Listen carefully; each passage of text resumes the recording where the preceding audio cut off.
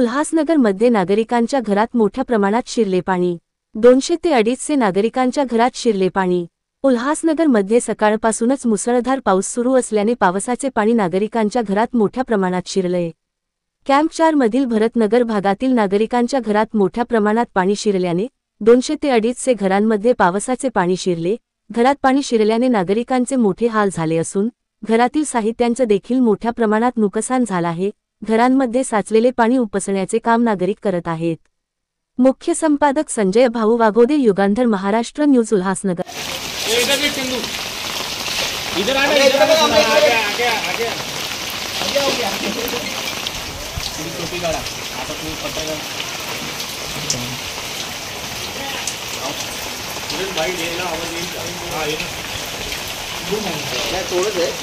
मास media वाले mass media के पत्रकारांमध्ये फरक आहे ना। पुढे जाऊ नको जास्त।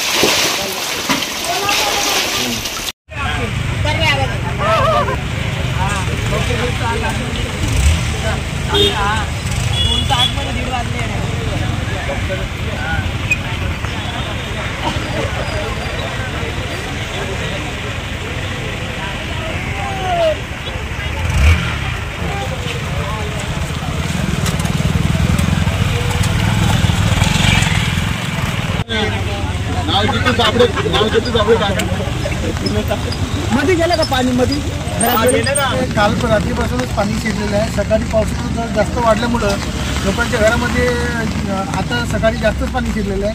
पण याच्यावर शासनाचं दुर्लक्ष आहे। शासनाचे माणसं येतात, बघून चालले जातात। इथे कुठला प्रतिनिधी नाही, कुठला हे नाही। फक्त सकाळपासून सेवेसाठी फायर ब्रिगेड आलेली आहे आणि शासनाचे महानगरपालिकेचे माणसं आलेत। लोकांना जेवणाचा बंदोबस्त ते बोलले की आम्ही केलं आहे म्हणून, पण सकाळपासून सांगितलेलं दिले लोकांना काही जेवण आम्ही तयार करून ठेवलेलं आहे, पाठवतो। पण आज 3 ते 4 तास झाले, अजून त्यांचं जेवण आलेलं नाही आणि लोक तरी उपाशी बसलेले आहेत। शिरल्याने काय झाले? काल रात्रीपासून आमच्या घरामध्ये पाणी शिरलंय। आज सकाळपासून आम्ही उपाशी आहेत आणि सगळे आमचे भाऊबंद सगळे हे राहिले, अजूनपर्यंत आम्हाला जेवण नाही आलंय। आता आम्ही काय करायचं तुम्ही सांगा। घरामध्ये काय नुकसान झालंय का? सामानाचं नुकसान झालंय, सगळ्यांचं नुकसान झालं, सगळ्यांचा संसार वाहून गेलाय। अजून काय काय बोलायचं? स्थानिक प्रतिनिधी कोणी आलायत का? कोणच नाही आलं अजून आमच्या अधिकारी वर्ग कोणी?